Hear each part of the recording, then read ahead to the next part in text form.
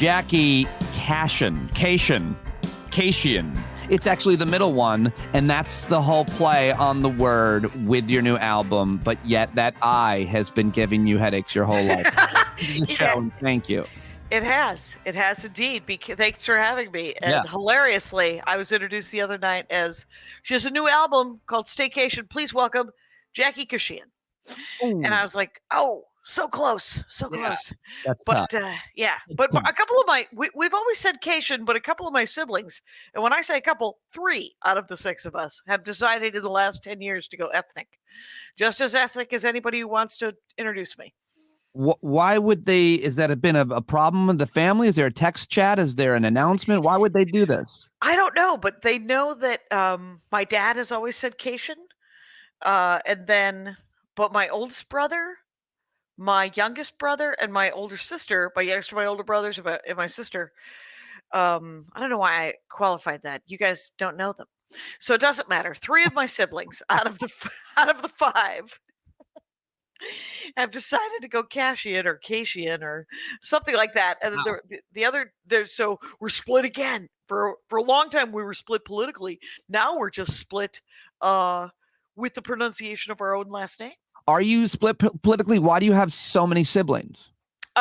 Well, we're split on that too. Why? Why do we have so many siblings? What is, as my sister has always said, the condom was invented in the 1700s.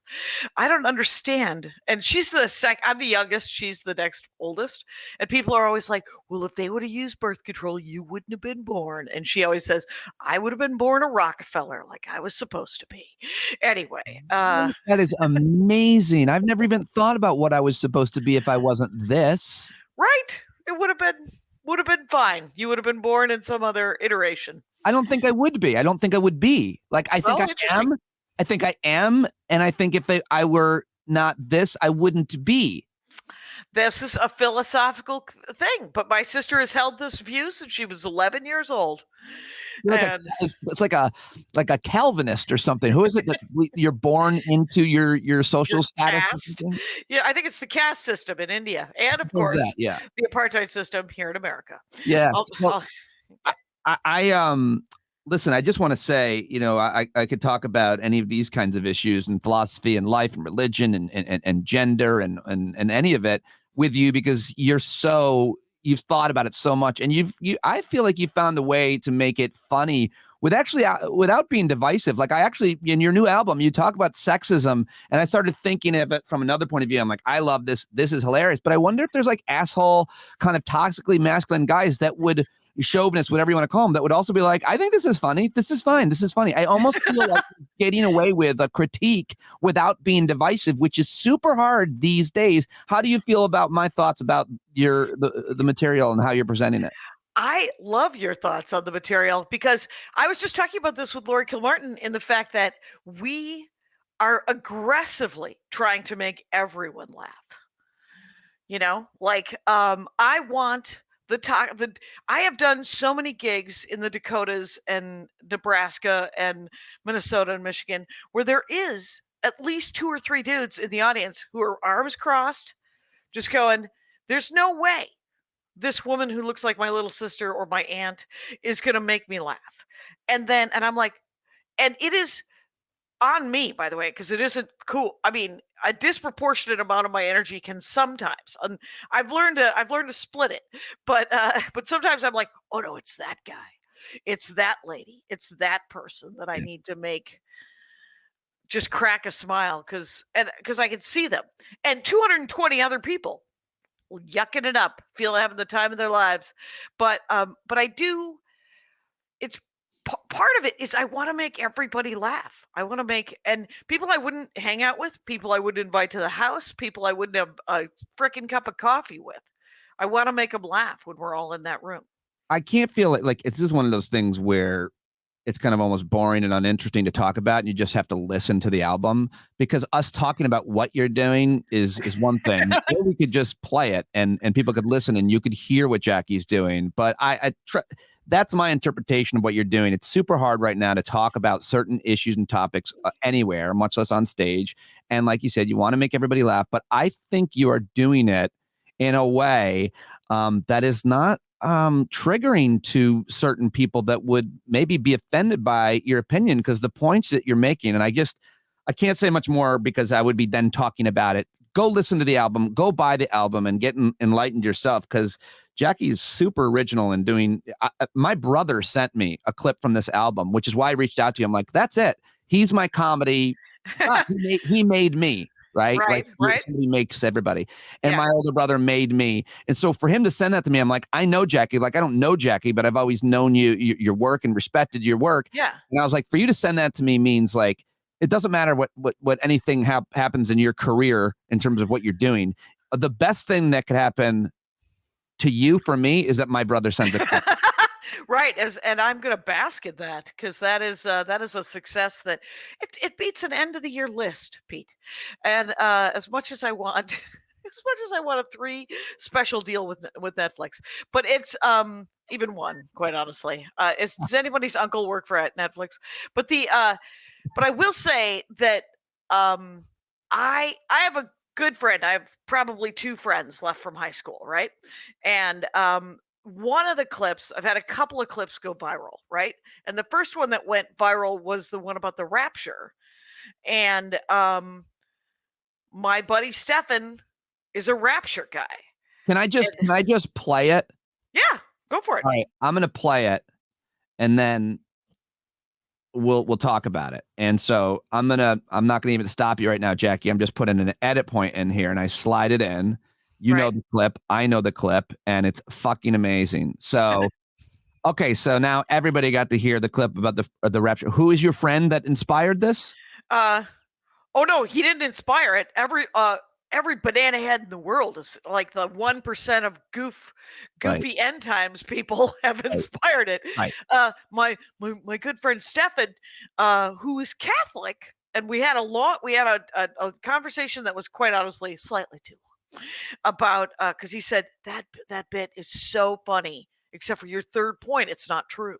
Oh, That it's the rapture's coming, and I was like, what did your priest say about that? And he was like, this isn't a Catholic thing. And I said, no, no, it is not. It's an evangelical be scared all the time thing. And he's like, no, it isn't. By the way, there's cell phone towers that are creeping me out right now. And I'm mm. like, hey, I love you like a brother. But even one of my brothers, I have a hard time talking to. So we're going to have to agree to disagree on this one. That's a But good. Did you really say it like that? yeah, That's a good tactic. I yeah. I mean, like, I always think about how conversations go, or more importantly, how they go bad, whether it be my wife or my brother or my dad, like people I argue with, like, and feel terrible about. And like, in that point that you just made, it's like, here's a point to pivot. What do I do? Do I burn them down? Because I can. Hmm. Or do I say what you said, which I thought that works? And you've maintained that relationship, that friendship to a. Yeah. I just it was just 2 weeks ago, 2 or 3 weeks ago. So yeah, we're still in. It's I will say, because 2 days ago I was at the LAX and I'm going up to I'm in an elevator, tiny elevator. It's me, 2 other women, middle-aged women, and a guy, middle-aged dude. And we're all wearing masks. And I say the same thing that I've been saying since I started traveling again, just trying to break the ice. I'm always trying to look for stage time, even in the tiniest elevator in LAX. So we get in and we're kind of packed in a little bit. And I said, it's like 2019 in here, you guys. It's not my finest work, but it got a laugh from people during the day, which is all I'm trying to do, Pete. I'm super. And so I get a laugh. The 2 other women laugh, and the dude goes, this is all ridiculous, you know. This is just a plot. Where's us having to wear all this stuff. And then we were shocked, the 3 of us, the 3 women standing in there. So I said, you don't like staying alive? And the door opens and he walks out and he goes, I get to say these things. It's free speech. And I said, yeah, me too. Me too. Look what just happened. We just did it. And then I spent the rest of the hour before my flight hoping he didn't come into the Delta Sky Club. I know. It's like, is it worth it? But it was my fault. I was the one who tried to be funny in real life, you know? I mean, yeah, I would definitely like, I think that's a funny enough line that I would withhold my general no small talk on the elevator with strangers rule. Right. right. Someone can legitimately make a funny, like, but so often people just say anything else, usually about the weather. And I'm like, I don't want to talk. No, I don't want to get it. I don't want to have a conversation, but 3 minutes is 3 minutes. I will try. Oh, that's a Here's long time. Did you say that? I didn't realize it was, but It was not. It was not 3 minutes. It was an elevator, so it was luckily it was 45 seconds. do you ever find yourself, especially someone being as witty and thoughtful as you, like wishing that you recorded all of life to throw it on the podcast? Because as soon as you just told that story, I was like, is there any audio? I I have to tell you that sometimes I guerrilla audio my Yeah. dad. Yeah. I just hit record. We're at lunch and he's telling me some story about Yeah. how he's trying to sell windows and he's like, "You have to double the price so that you can give people a deal." And he genuinely feels that he's giving them a deal once he gives them the real price. Yeah. He genuinely is like, "No, I gave him a deal." And I was like, "Yeah, but you told him it was $2,000 a window, Dad." He was like, "Yeah, but I sold it to him for 400 a window." Your dad is a central part of your act, and even your friend Maria Bamford. I'm just learning about this whole thing where she also talks about right. you guys sell merch with things he says. Even, I mean, so just my question to you is like, who is this legend? Who is Elliot Cation? He would love this conversation so much. He's a guy, right? I mean, and in many ways he's a good guy, and in some ways he is a dick. My brother Phil once said, "Dad, do you have any regrets?" And my dad, without missing a beat, goes, "No." And there was this long pause, and my brother Phil goes, "You don't regret anything." And my dad's like, "No." And I'm almost certain that the reason he doesn't regret is kind of a good philosophical reason, is the fact that if he can't change it, Right. and he is a better person today than he was 50 years ago. Right. And but like on all of my albums there's different jokes about him, right? Actually the Hero album, the album before this one, there's almost 20 minutes about my dad on it. And I told him that and he goes, "If it's more than 20 minutes, that is not your album. That is my album." Oh my God. He's awesome. Wow. He is. Fascinating. He- Is he just like a constant? It's, I mean, the way you make him sound publicly, I would call him and tape with him every day because it's amazing content from my act or my podcast or whatever. Is it he is. is he a highlight reel? He's well, uh a long one, just because it is this. You know how it is with your parents. You have to make peace with the mistakes they made or the people that they are, because you have a June Cleaver, idea of what your childhood should have been like. Once you meet other people with other childhoods, you're like, "You got a bike? What?" And so, but what I learned from my dad is seriously amazingly great advice. Like, he is a gambler, right? My father. And he's not good at it. No one is. He's not terrible at it. But I will tell people and they'll be like, "You sound cool." And I was like, "Yeah, I always went on the bike." Anyway, but the thing is he his attitude toward money, for example, it's transparency.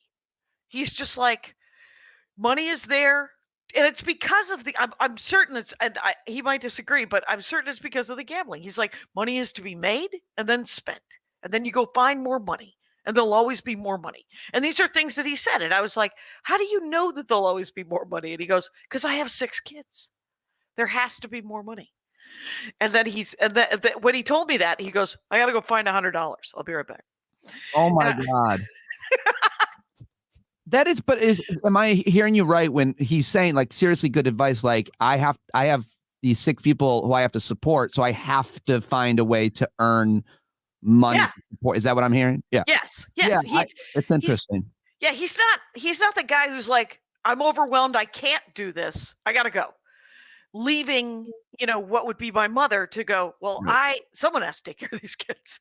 My mother, they were both so young, I mean, they were both like, she was 16, 17, he was 18, 19. They got married when she was 18, he was 19. And then they just kept having kids.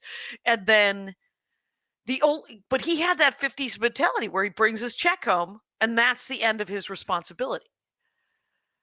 What kind? Do you mind me asking you kind of a fair. I feel like you don't. A personal question. You've already said a lot, but I do have this project that I've been working on for a long time to help dads become good dads to daughters.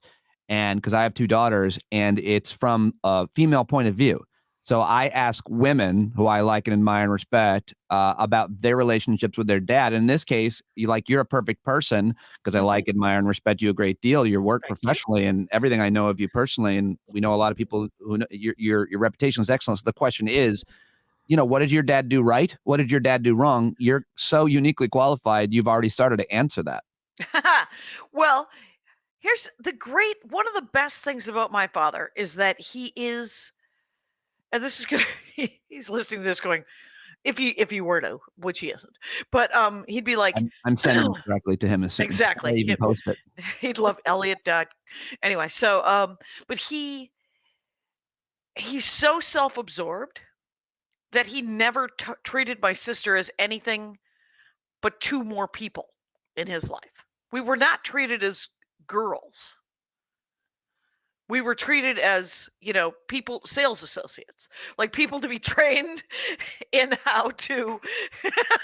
It's there. I do this joke about on one of the first albums. I think is literally the only time my father addressed that I was a girl. I was 15. I was doing homework at the kitchen table. He comes in to the kitchen. It's nighttime. I'm doing and he goes, "All right, we're gonna have the talk." And I was like, "Oh, what's happening now?" And he goes, "The bee goes from flower to flower. The flower does not go from bee to bee. Guess which one you are." Oh, my Lord. Yeah. And here's the weird thing is that somebody told me that he stole that from the King and I, which is also par for the course. Well, I don't want to interpret what did you at that point think, and what do you think about that now, that idea? Well, what I should have thought was, "You think I'm a flower?" Aw. No, I did not. But I think I literally I didn't get it because I didn't understand anything until I was about 19, right? Okay. So there were gross boys and men when I was a child, but there was not, it wasn't like I was dating. Like I thought I had any agency with my body. So what he was trying to teach me was that I do. Like I can choose to be the flower or I could choose to be the bee. And my sister, hilariously, with things like this, like my grandmother, his mother, once said to my sister, because we have 4 older brothers, and then my sister was born, and my sister, my grandmother said to my sister, "It was so nice when you were born. I thought someone to take care of the boys." And my sister said, "You're thinking of someone else."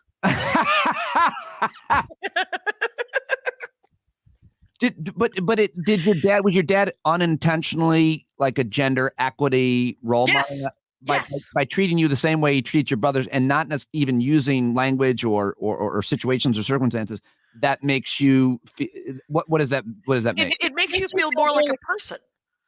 It makes you feel like more like, "Oh, because like the other thing is some people are like, I have imposter syndrome. I don't think I'm good enough to do this thing or that thing, but I have a master's degree and I'm also very tall and strong, but I don't think that I'm tall and strong and can do these things that I've clearly been overtrained for because I have a PhD in whatever." I was raised, the entire family raised to be imposters. Not imposter syndrome, but literally raised to have our own islands where we would be king. And he's like, "Why not? Do whatever, you know?" And you're like, "Well, you stayed in South Milwaukee and paid for 6 children to become 18. You didn't do that." And he was like, "Had a good life, though. I pretty much did whatever I wanted within the purview of paying for raising us." I have just a question about, he sounds, the way you talk about him, and I think this is true of a lot of, I sometimes feel this way about my dad who might be listening. So I try to be somewhat careful, although everybody knows my dad. He comes on the podcast and stuff, but like, I don't think he'd mind me saying, like, is that generation of men, more simplistic. There's like not as much nuance. Like the difference between me and my dad is like we butt heads. I'm like, have you thought about this? And he's like, no, not really. No, no, I haven't because nobody brought it up. Like for my dad, his task was to make sure that he literally was like, I have to make sure that there's enough food and shelter for these people. And then the rest of it, Yeah, I get to get laid, I yeah. get to go out, I get to get a new car every year, I get to buy a pinky ring, all of these things. But my When thought, but Yeah, that's so traditional. I think and my thought. Maybe you disagree, but my thought is that there's so much more to parenting than food and shelter. And I feel like a lot of dads, take an easy way out where they go to work all day long right? and they complain about how much they work, but they Yep. actually don't mind being away. Like it's not nearly as hard as maybe being home with the kids all day or whatever. But like there's so much in between that. And for me, my dad, the best thing my dad did was he always spent time with us, like a ton of time. And so for what I spend so much time with the girls, and I'm not sure like that's the what I think is a gray area that I'm talking about. It's so much It's more than work and Yeah, I don't think it's even a gray area. I think you're right. And the thing that you lucked out with your dad is that that was something he wanted to do, or that he was modeled, or that someone told him that he needs to spend time with his kids, yeah. or he liked kids, No, or he he liked legit you. I'll just answer it real quick. He legit actually does like kids more than Yeah, adults, I think. And more importantly, he definitely liked hanging out with us. Like, I'm not being so complimentary because my dad does whatever he wants to do. right, And he wanted to hang out with us, luckily, and right. we wanted to hang out with him. There are things that my dad are good at. Hanging out with us was not one of them. Right. Like one of the other jokes from and this is and I reference my own act only because the stories are real, is that my father is a lot like radiation. We never saw him when we were children, but he affected all of our lives. And he is like, but the thing is my stepmother, so my stepmother tried to make him hang out with us more when we were children. She was like, "You're going to take each of these kids for a one-on-one breakfast. You like breakfast. You like to go to a diner and have breakfast, but you're going to take them one at a time. Every Sunday, you're going to take a different kid to breakfast, or Saturday, something like Oh, that." wait. But hold on. The elephant in the room. I found this out. I did my prep. You lost your mom when you were 6. 7, yeah, I 7, think yeah. it was 6. I looked it up. It was my brothers would insist that I was 8, I and think it's how about wait, can I argue with you more about the age at which you lost your mom? Because I uh, looked and I have you to, were that's yeah, so you were 7 years old and your mom what do you talk about that? I do. Here's the thing: she was so young, and she did not have a huge support system, and she could not have been more fucking fertile, right? She just kept having babies. And so she had me when she was 26. And so she had 6 children under the age of 10.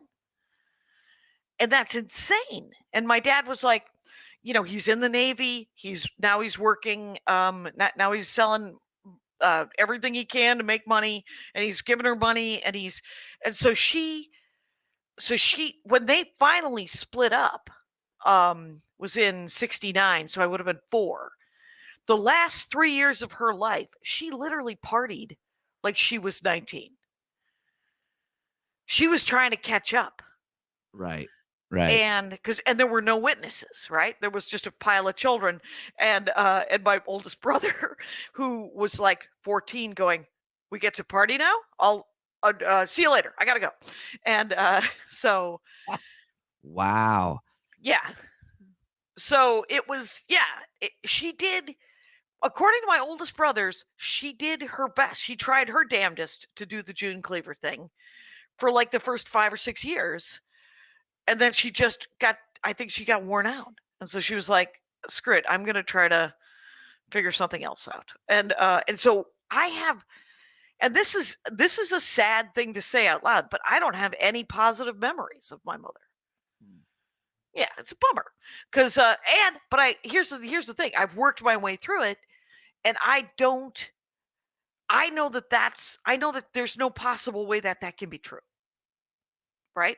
That she wasn't a good person to me most of the time, right? Or she wasn't a good person with them most of the time. So whatever. I don't know. I feel like parenting is a lot about not knowing anything and not like you live what you learn. So if whatever you learned, like if you had a parent who was around and was loving and spent time with you, then but there's like no manual. There's no There's just you. I mean, to the point where we sometimes get so wrapped up in. I'm sure it's different now with my kids, but like you think that the only job for you is the one your dad did. Like what? Like you're so emulating them and not even knowing. You don't even know just to be so like maybe she had no idea what she was doing, which would be completely like innocent. that's super plausible and completely innocent. And there's no reason. I mean, when you think about like the hitting, because she was relatively violent, and it then you're not supposed to be violent. I mean, though I'll tell you this, I've had to figure out, like, when I figured out that I was the adult. I used to do childcare for a long time. Plus, I have 15 nieces and nephews, right? So, when I realized that I was the adult in a situation, it kind of blew my mind. Like, I had to take 3 months off of babysitting, of childcare, of doing babysitting, or I forget. I know it was over a month and a half. While I was like made peace with the fact that in a situation where there is a 9-year-old who is a jackass, I'm the only adult in the room. And so my responsibility is to be the adult. They get to be a child. I disagree. Really? I think you're not giving your mom enough credit, and you're giving yourself or not enough credit, and you're giving your mom too much credit. Maybe in that when it comes to hitting, now you've got me defending violence. So like it's the same thing. You learn what you live, and when you said flippantly, like you're not supposed to hit your kids, and I immediately thought I don't think people do know that because it works a lot to get them to change their behavior in the short term. What it doesn't do is build a great relationship or set you up for but like people's Yeah. arguments about it, but there's still arguments about corporal punishment. I mean, Jackie, it's legal. Do you know how many states, like in schools, they Mhm. can paddle their kids? The point being, I think you're not giving enough credit there. And like a That lot of I people don't simplified it. Yeah. they don't know. They think it does work to a certain extent to get a kid to stop doing something. Right.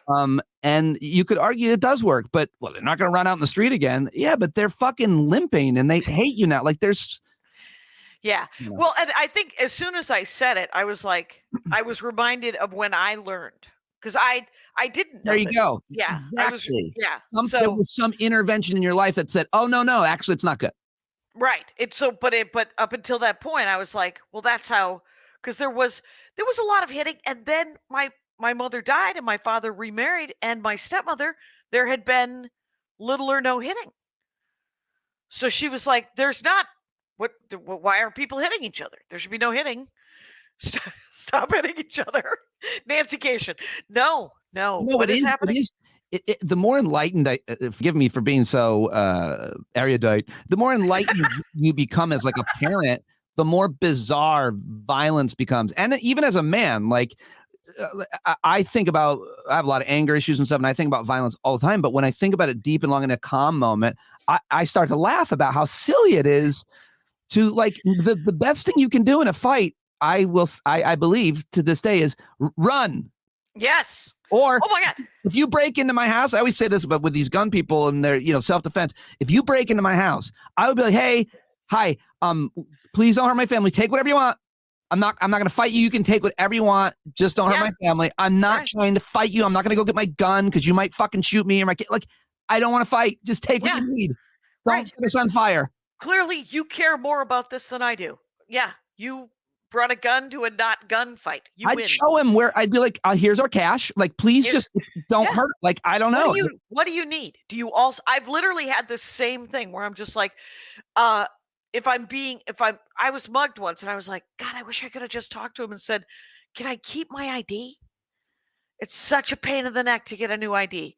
Can you just empty the wallet and take the credit cards if you think you can get gas or whatever? But can I keep my ID?"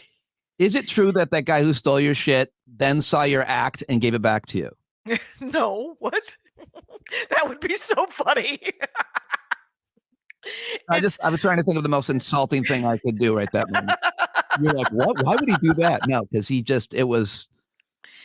oh, was not impressed after he robbed you and then saw you at the exact club that night. right, it was like, "I coulda got comped? What happened?" This is the lady I robbed. Um, your views like if you do a great job in this latest album talking about, again, going back to these issues, this is where I had this thought about gender and sexuality.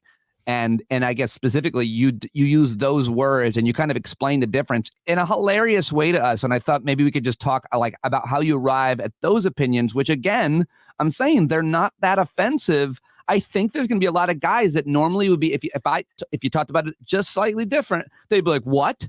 And be triggered and get mad. But it's not, you really kind of, you're not saying, oh, women are better or men are better. You're like, we're all, and then it comes to sex and gender. And I don't know what question I'm asking. I just want to get you talking about it. Well, it's interesting about that bit because it's still growing because I'm still learning, right? Sure. And the gender thing, there's a point where I talk about how, I mean, here's where it's kind of where I'm at right now, which is, well, okay, first I'll say the gender and sexuality bit took about 3 years to write. And I would do the bit and youngins would come up and say, your heart's in the right place. You're slightly off. And I was like, all right, what am I doing wrong? What are you hearing when I'm saying the thing? And they're like, I'm hearing your voice and I'm hearing your intent, but the way you're putting it is a little too judgmental. It's a little too, and I was like, I'm still doing this joke because the thing is it's me trying to figure out, because at a certain point, it's just, I'm jealous. I'm jealous that they came up with it. This generation has come up with this definition of gender, and I see what they're doing. They're using it as a way to go, because remember when you grew up and you're like 10 or 11, or your whole life, somebody says, well, you're a boy. You're a boy, and this is how you're supposed to be, and this is the things you're supposed to want. And you're like, okay, all right. And then you start having sexual feelings. And if they're homosexual feelings and you're a boy, you're like, does this mean I'm a girl? Because now, I'm not respected, and I guess I'm just a hole. Am I a girl in all things then? And you're like, no, because there's a certain point where you're like, can I just have sexual feelings? And do I still get to be me? I remember this. Do I still get to be me and a girl? They felt like two separate things at a point, right? Where I was like, because most of the time I'm just me. And then sometimes I'm like, well, I get to look how cute those shoes are or that dress is. I get to wear that because I'm a girl. And a boy doesn't get to wear those because he's a boy. And so that's where it all came from. It came from this place of like, I'm just me. And they've figured out a way to go, just call me a they, them. And then if I ever want to have sex with you, we'll have a conversation. Because I just want to be a person first.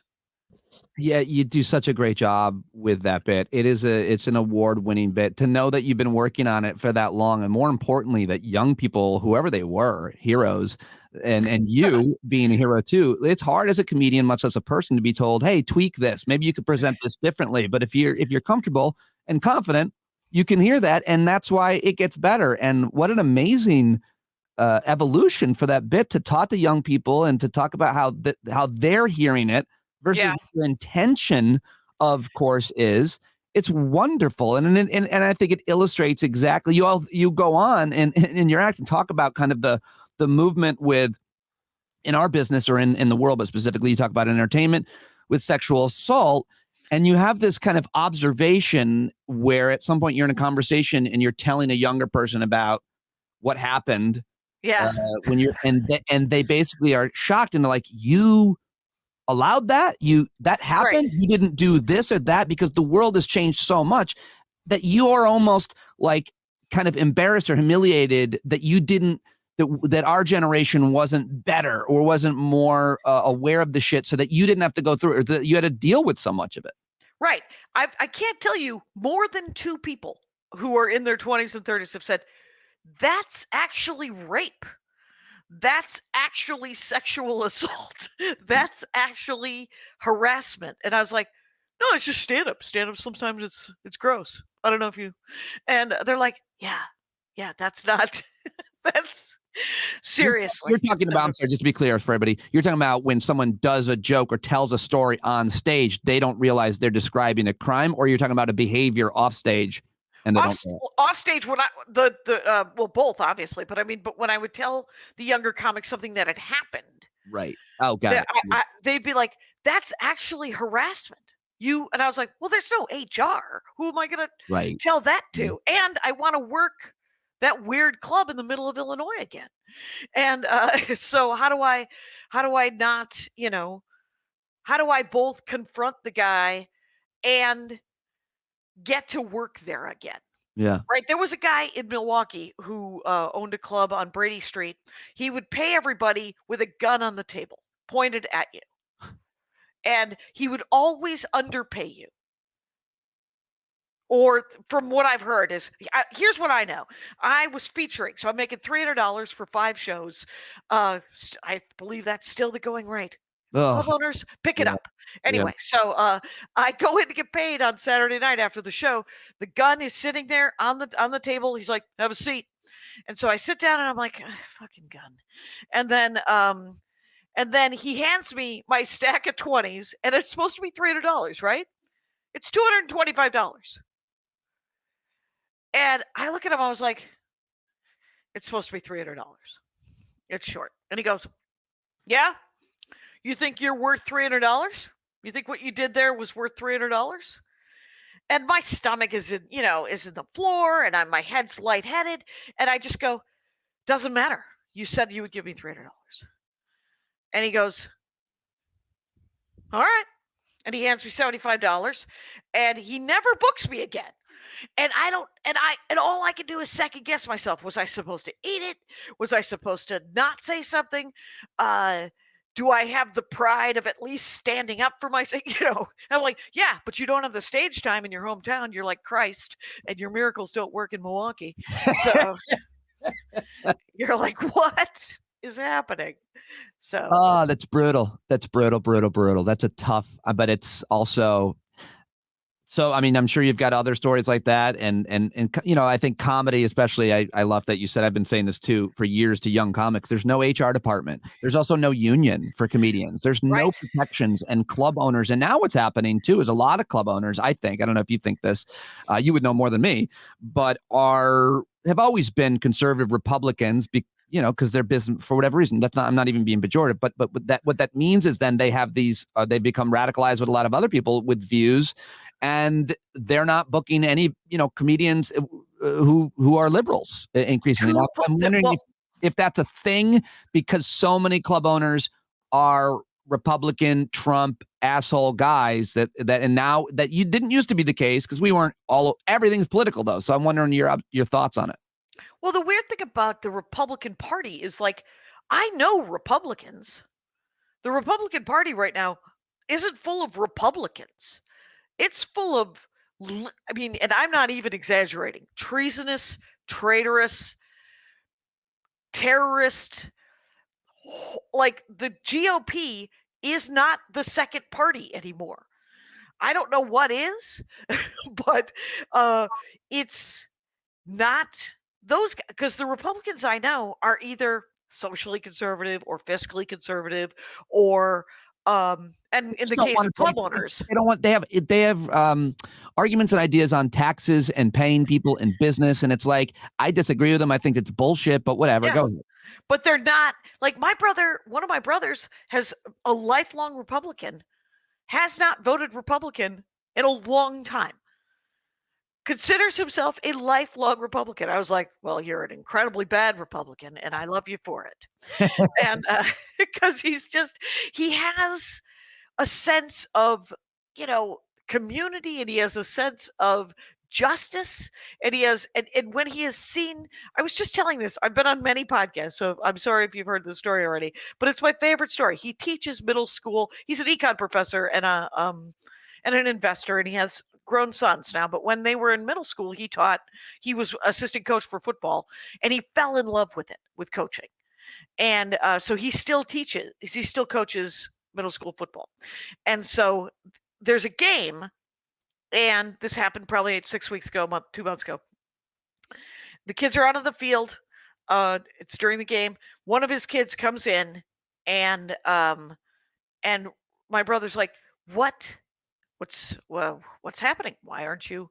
And he goes, the kid across the way called me the N-word.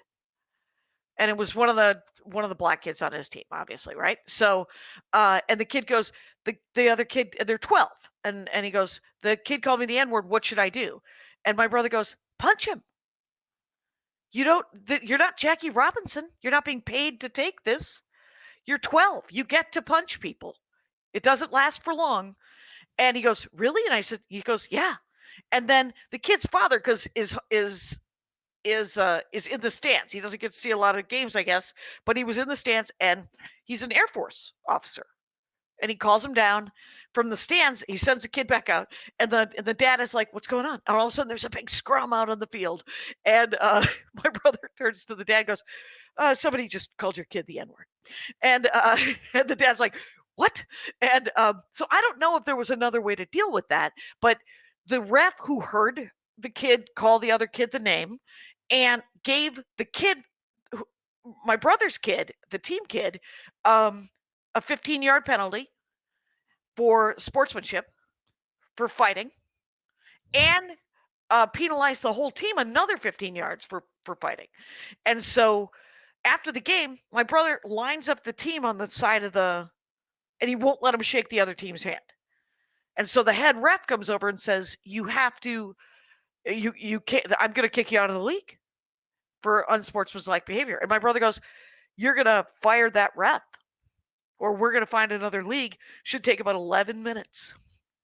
And supposedly they fire the guy, though opinion is that they just Catholic Church the guy, right? But ordered him to another league. Yeah, they just moved him to different games. So a wider league. So they go into the locker room, and my brother's talking to the team, and he goes, how many of you guys heard what was said to our kid?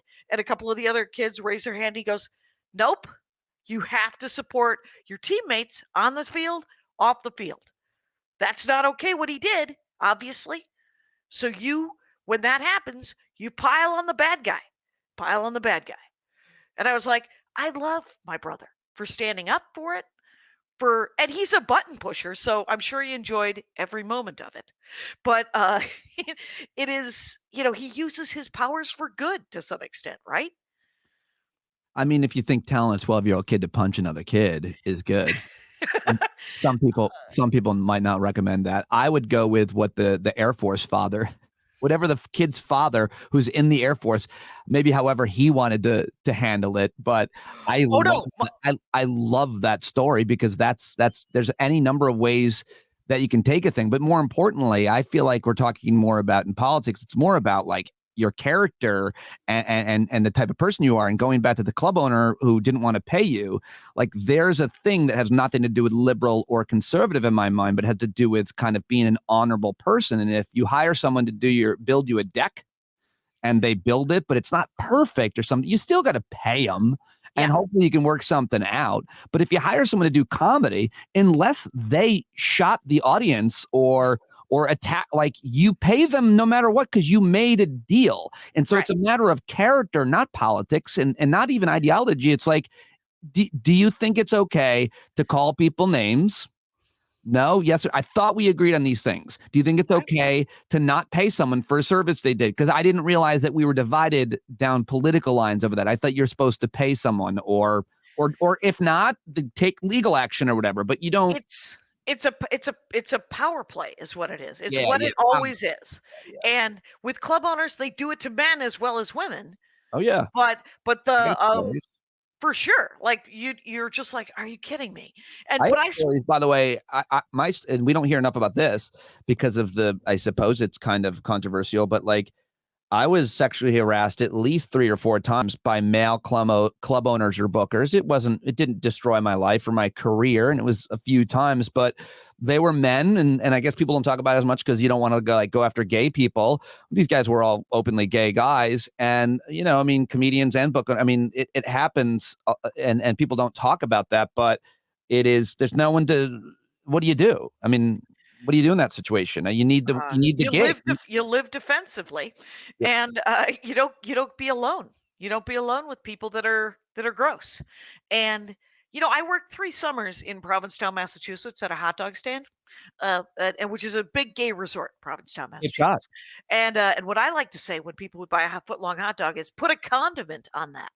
I got a lot of jokes that don't make it to the stage, Pete, and but I do love brightening a day. Anyway, so but there were 2 kids who had grown up in P-Town, and they hated gay men. They didn't hate the good ones, and they literally talked like that, and they were 14 and 15 years old, but they got harassed to and from by drunk dudes.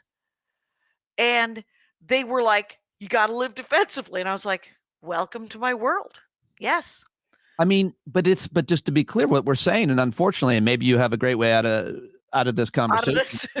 where nobody gets hurt, but we're talking about men behaving badly, not gay men or not straight men. We're talking about men, but I think you're also talking about power, in which case, obviously, you could talk for a long time about women, powerful women in our business or in your life, but there's still a difference, and I feel like that's where we start talking about like sexuality and how that is maybe different in our world. I don't know, but I don't all I know is I remember in the 70s, there was this big thing where they defined rape as not a sexual crime but a violent crime. And because it involves, tab A, slot B, or tab A or slot A. I mean, because there's penetration and sex parts are used.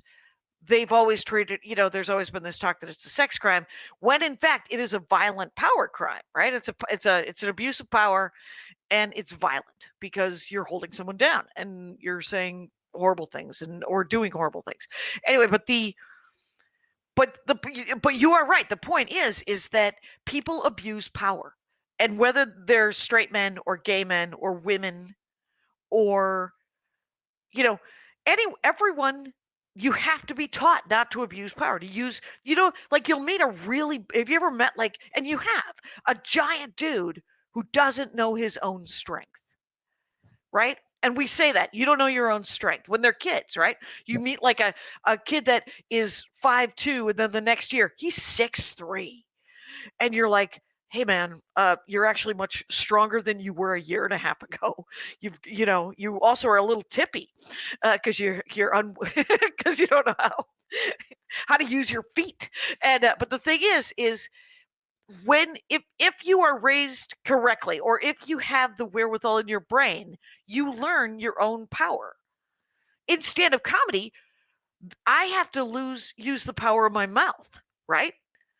I will sometimes say things where I'm like, I don't know my own power because I'm so used to hanging out with comics, and I'm so used to yeah, ripping, and I'm yeah, so yeah. used to Yep. there's all these things where you're like, don't say that. That is a normal lady trying to live her goddamn life. You just liberated me because I feel like I have that problem. My wife's talked to me about it. Everybody's talked to me about it. I'm like, because you're quick witted and whatever doesn't mean you can unleash shit. That's mean and wrong.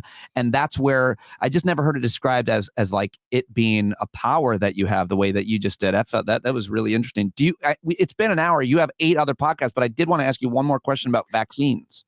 Oh yeah. What Do you about them? have I'm time? boosted. Yeah, I'm boosted. And not Go ahead. about vaccines, but about like just this kind of maybe moral conflict. Maybe you don't struggle with it, but like I'm thinking about we have booking a bunch of dates, and I'm thinking about like, what role do I play in bringing people out into a room and potentially getting sick? Should I only work at clubs that have these rules with vaccines or masks or anything? Are you struggling with that at all? Is that a thing you require or think about? I think about it just because I work with like Maria Bamford and Brian Regan, and I do a podcast with Lori Kilmartin, and we've talked about it. We've talked about it incessantly. And the thing is I can't, these other people running these businesses, I just did Florida. I don't know if you know this. I was at the Hard Rock Cafe in with the Seminole Casino in I Hollywood, performed there. Florida. That's a great it was at least years ago. That's where we conceived our daughter. In a building shaped like a guitar. No, That's stick. in the hotel that went with it. Yeah, that's where that is also a hotel now. That's where I Maybe I'm stayed. thinking of the wrong club, but I just wanted to crowbar in that I conceived my daughter at an improv in Florida. And it sticks out of the swamps like the devil's thumb. And let me tell you something. There's nobody in Florida. There's so few mask wearing. Nobody wants to hear about your. Like I gently made fun of them, but it was here's what I can do in these situations is I can wear a mask, and if anybody gives me any guff, I can say, I haven't had a cold in 2 years. Why don't you get off my areola? Janelle Monet. And so, I can also not sell merch. Like, I've decided to not be the arbiter of that because I also don't have the power to say you have to have a. But when I post, like next week, I'm doing Milwaukee. And they're spiking all over the place. Wisconsin is because they're full of dum dums and the gullible, and one of those things you could fix. By the way, my fellow Wisconsinites, stop being so gullible. So, but when I post things, I'm like, be vaccinated, wear masks, come and see me. If you're not vaccinated, I don't want to be part of your death. Right. Some variation on that I have said. Yeah, I mean, I don't have a judgment either way. I think the best thing you can do is communicate to your audience who might buy tickets. This is what I expect. But we have to make a living, and because the vaccine is available, you have a choice. And I went, my wife and I went to a Broadway show on Saturday night, and it was filled shoulder to shoulder, and you had to wear a mask, and I wasn't comfortable. I didn't like going. My wife wanted to go, and I went along, but like, I didn't love that. But they're giving you at this point in time a choice. And by the way, you have to be vaccinated. I didn't even mention that. It has showed that on the way in. So everybody there, at least if you get sick, you're far less likely to die if you're vaccinated. Yeah. And I feel like we're at a point, and I feel like people don't change their opinions with time, that you can, with the vaccine, you can be clear, and I think morally you're on the right side of it, I think. But I just want to know what your thoughts are. Right, because you got to work. I completely agree that I have to. This is what I do for a living. And when anybody says, well, I can't believe you're compromised, you're going to go to that place that doesn't require vaccinations, or you'll work for that guy. And I'm like, well, did you go to work today? Right. What do you do for a living? Do you work for, I'm sorry, Gandhi? And who do you work for? And I can't, I want to live indoors. Yeah, it's a big thing that I love, being indoors. Jackie, I'll let you go. And I know I just I've been a fan a long time, and we've crossed paths, but never, like, I'm so glad to finally have a conversation like this with you, because I was kind of intimidated. I called Lori Kilmartin ahead of time. I was like, anything I should know about Jackie? Like, I don't know her well enough. And she's like, oh my God, what is pronounce her name correctly. And thank you, Jackie. I really appreciate it. You're welcome. Thanks for having me.